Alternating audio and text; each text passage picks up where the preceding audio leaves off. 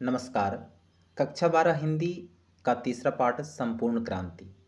आज इसके महत्वपूर्ण प्रश्न एवं उत्तर को विस्तार से एवं सरल भाषा में समझेंगे। जैसा कि आपने पिछले वीडियो में इस पाठ का सारांश और लेखक परिचय को विस्तार से समझा, तो आइए आज प्रश्न की बारी है। प्रश्न को ध्यान से देखिए, जो परीक्षा के लिए काफ़ी इम्पोर्टेंट है। ठीक है, तो चलिए प्रश्न है, आंदोलन के नेतृत्व के संबंध में जयप्रकाश नारायण के क्या विचार थे? वे आंदोलन का नेतृत्व किस शर्त पर करते हैं? प्रश्न इसमें दो अटैच किया हुआ है कि जयप्रकाश नारायण के क्या विचार थे, और दूसरा इसमें प्रश्न है कि वे आंदोलन का नेतृत्व किस शर्त पर करते हैं।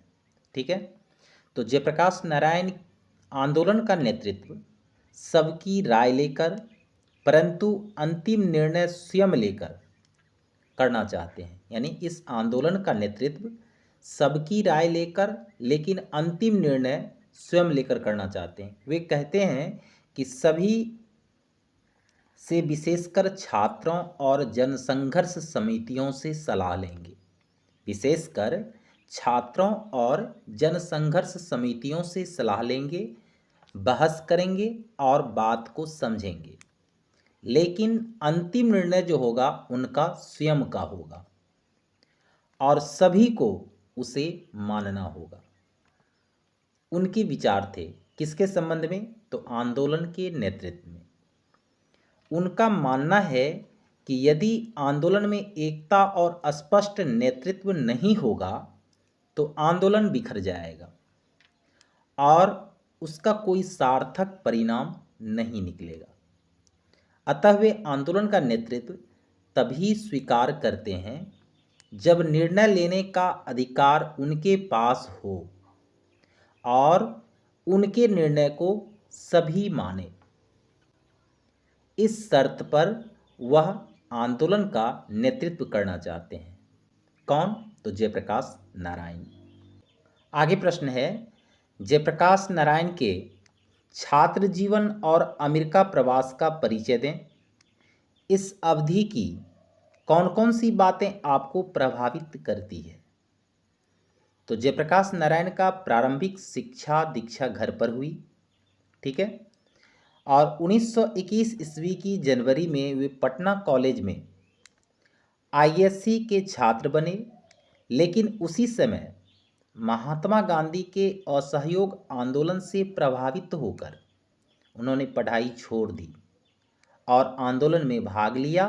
इसके बाद वे बिहार विद्यापीठ से परीक्षा पास की, क्योंकि वे ऐसे संस्थान में नहीं पढ़ना चाहते थे जिसे सरकार से सहायता मिलती हो। ठीक है, अब छात्र जीवन में उनके कुछ प्रेरणादायक पहलू हैं। क्या है? तो उन्होंने फूलदेव सहाय वर्मा के साथ प्रयोगशाला में काम किया और व्यवहारिक ज्ञान प्राप्त किया। बचपन में स्वामी सत्यदेव के भाषण से प्रभावित होकर उन्होंने अमेरिका जाकर पढ़ाई करने का निश्चय किया। जब जयप्रकाश नारायण अमेरिका गए पढ़ाई के लिए, वहाँ रहने लगे, तो उन्हें बहुत सारी कठिनाइयों का सामना करना पड़ा। चूँकि जयप्रकाश नारायण एक धनी परिवार से नहीं थे, फिर भी उन्होंने यह सुना था कि अमेरिका में मजदूरी करके पढ़ाई की जा सकती है। इसी प्रेरणा लेकर वे अमेरिका गए, वहाँ कठिन परिस्थितियों में भी पढ़ाई जारी रखी। उन्होंने अमेरिका में रहकर पढ़ाई के दौरान उन्होंने बागानों, कारखानों, लोहे की फैक्ट्री और कसाई खानों तक में काम किया। कितनी बड़ी मुसीबतों का सामना करते हुए उन्होंने पढ़ाई की। वे कोठरी में कई छात्रों के साथ रहते थे और कई बार 2-3 साल तक एक ही रजाई में मिलकर सोते थे। जब रविवार की छुट्टी होती थी तो होटल और रेस्तरां में बर्तन धोने या वेटर का काम करके जो उनसे रुपये मिलते थे, वह उनका उपयोग पढ़ाई में खर्च करते थे। ठीक है, उन्होंने कैलिफोर्निया, बर्कले जैसे प्रतिष्ठित विश्वविद्यालयों में अध्ययन प्राप्त किया। आगे प्रश्न है, जयप्रकाश नारायण कम्युनिस्ट पार्टी में क्यों नहीं शामिल हुए? तो जयप्रकाश नारायण ने लेनिन के विचारों से यह सीखा था कि किसी भी गुलाम देश के कम्युनिस्टों को स्वतंत्रता संग्राम से स्वयं को अलग नहीं रहना चाहिए। ठीक है, भले ही उस संघर्ष का नेतृत्व पूंजीपतियों या बुजुर्गा वर्ग के हाथों में क्यों न हो।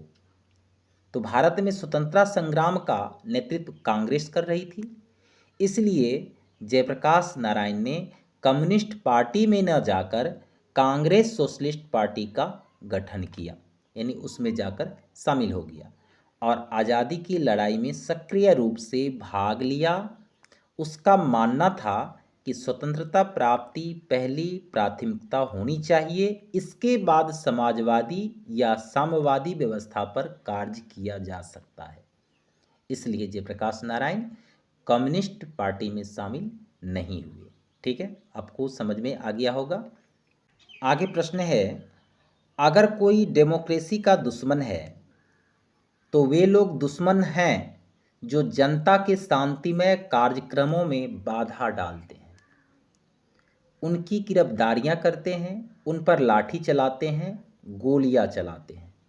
ठीक है, इन पंक्तियों का हमें स्वप्रसंग व्याख्या करना है। प्रश्न है, ध्यान से देखिए, अगर कोई डेमोक्रेसी का दुश्मन है तो वे लोग दुश्मन हैं जनता के शांतिमय कार्यक्रमों में बाधा डालते हैं और उनकी गिरफ्तारियां करते हैं, उन पर लाठी चलाते हैं, गोलियां चलाते हैं। ये जयप्रकाश नारायण ने भाषण के दौरान दिया था। तो इन पंक्तियों का क्या भाव है इसका आपको स्पष्ट करके बताना है। तो कैसे लिखना है, सबसे पहले फर्स्ट पंक्ति में लिखना है कि प्रस्तुत पंक्तियां जयप्रकाश नारायण द्वारा दिए गए ऐतिहासिक भाषण संपूर्ण क्रांति से ली गई है और इन पंक्तियों के माध्यम से लेखक लोकतंत्र की रक्षा करने की बात करते हैं। इतना आपको पहले लिखना है, फिर पैराग्राफ चेंज करके आपको लिखना है, यह प्रसंग उस समय का है जब जयप्रकाश नारायण के नेतृत्व में बिहार में शांतिपूर्ण आंदोलन चल रहा था। एक पुलिस अधिकारी ने यह स्वीकार किया था कि यदि जयप्रकाश नारायण नहीं होते तो बिहार में व्यापक हिंसा भड़क सकती थी। इसके बावजूद सरकार जयप्रकाश जी की सभाओं और आंदोलन को रोक रही थी। लोगों को पटना आने से मना किया जा रहा था और उन पर लाठी और गोलियां चलाई जा रही थी। इस परिस्थिति में जयप्रकाश नारायण सरकार से सवाल करते हैं कि क्या लोकतंत्र में जनता को शांति से सभा करने का अधिकार नहीं है? यदि कोई सरकार जनता की आवाज़ को दबाती है तो वही सच्चे अर्थों में लोकतंत्र का दुश्मन है। तो इस प्रकार इन पंक्तियों के माध्यम से उन्होंने यह स्पष्ट किया कि लोकतंत्र का सबसे बड़ा शत्रु वह शासन होता है जो जनता की अभिव्यक्ति और शांतिपूर्ण विरोध के अधिकार को कुचलता है। जो जनता के अधिकारों को कुचलता है वह लोकतंत्र का सबसे बड़ा दुश्मन है, अर्थात शत्रु है। अगला प्रश्न है, व्यक्ति से नहीं हमें तो नीतियों से झगड़ा है। व्यक्ति से नहीं हमें नीतियों से झगड़ा है, सिद्धांतों से झगड़ा है, कार्यों से झगड़ा है। इस पंक्ति का हमें स्वप्रसंग व्याख्या करना है। तो उसी प्रकार लिखेंगे, प्रस्तुत पंक्तियां जयप्रकाश नारायण द्वारा दिए गए ऐतिहासिक भाषण संपूर्ण क्रांति से ली गई है। जब कुछ लोग चाहते थे कि जेपी और इंदिरा गांधी के बीच समझौता हो जाए, उस समय इंदिरा गांधी की शासन थी, वे प्रधानमंत्री थे। कौन? इंदिरा गांधी। तो जब कुछ लोग चाहते थे कि जेपी और इंदिरा गांधी के बीच समझौता हो जाए, तब जेपी ने यह बात कही। उन्होंने कहा कि उनका किसी व्यक्ति से कोई झगड़ा नहीं है, न इंदिरा गांधी से न किसी और से, सिर्फ गलत नीतियों, गलत विचारों और गलत कामों से आपत्ति है। अगर कोई भी व्यक्ति देश के खिलाफ या जनता के हक में गलत काम करेगा तो उसका वे विरोध करेंगे। ठीक है, इससे यह साफ होता है कि जेपी व्यक्ति नहीं बल्कि उसके कामों और नीतियों को देखकर विरोध करते थे। अब अगला प्रश्न है, बापू और नेहरू की किस विशेषता का उल्लेख जेपी ने अपने भाषण में किया है?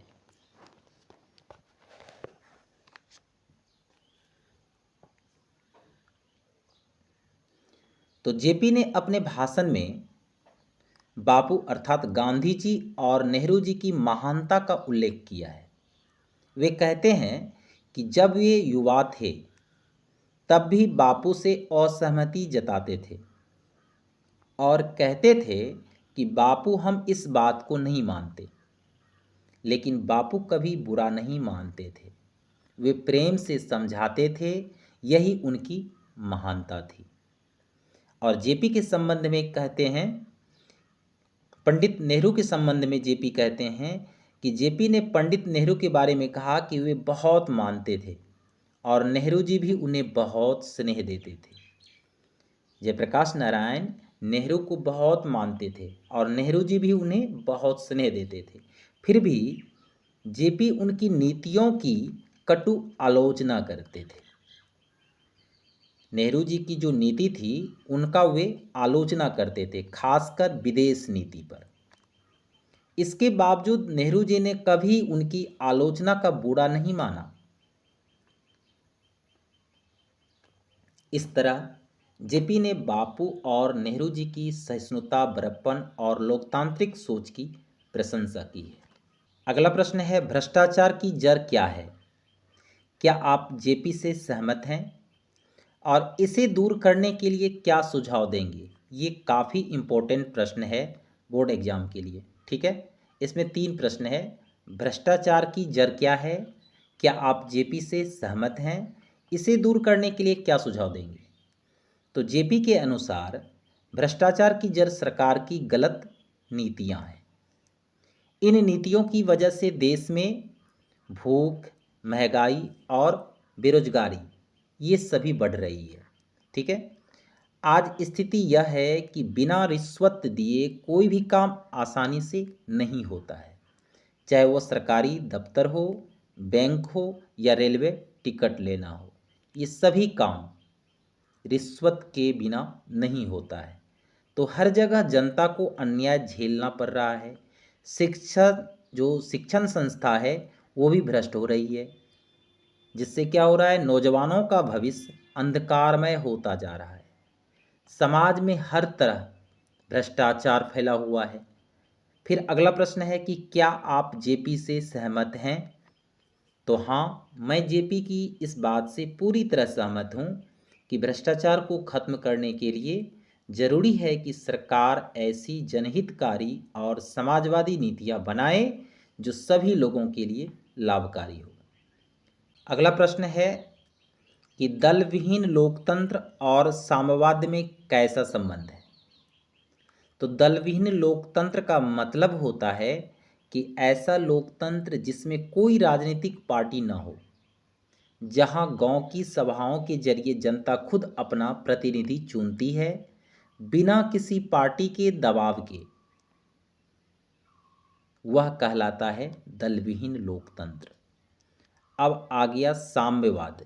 तो साम्यवाद का सपना भी कुछ ऐसा ही है कि मार्क्स और लेनिन ने कहा था, जब समाज साम्यवाद की ओर बढ़ेगा तब धीरे धीरे सरकार की जरूरत खत्म हो जाएगी और एक ऐसा समाज बनेगा जहां सब लोग बराबर होंगे। ठीक है, तो इस तरह देखा जाए तो दलविहीन लोकतंत्र और साम्यवाद दोनों का सपना एक जैसे समाज का है, जहां न तो पार्टियां होगी न सत्ता का लोभ होगा, बस जनता की सीधी भागीदारी होगी। अब प्रश्न है, दिनकर जी का निधन कहाँ और किन परिस्थितियों में हुआ? तो दिनकर जी का जो निधन है दिल्ली में हुआ था। निधन से कुछ ही घंटे पहले वे लोकनायक जयप्रकाश नारायण से मिलने गए थे। उसी रात वे जेपी के मित्र और इंडियन एक्सप्रेस के मालिक रामनाथ गोयनका के घर पर भी मेहमान के रूप में थे। एकाएक रात को अचानक उन्हें दिल का दौरा पड़ा, तुरंत अस्पताल ले जाया गया। डॉक्टरों की पूरी व्यवस्था थी, इलाज भी तुरंत शुरू हुआ, लेकिन दिनकर जी को बचाया नहीं जा सका और इसी रात भारत ने एक अपना महान राष्ट्र कवि को खो दिया।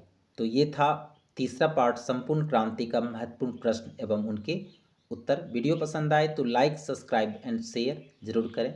धन्यवाद।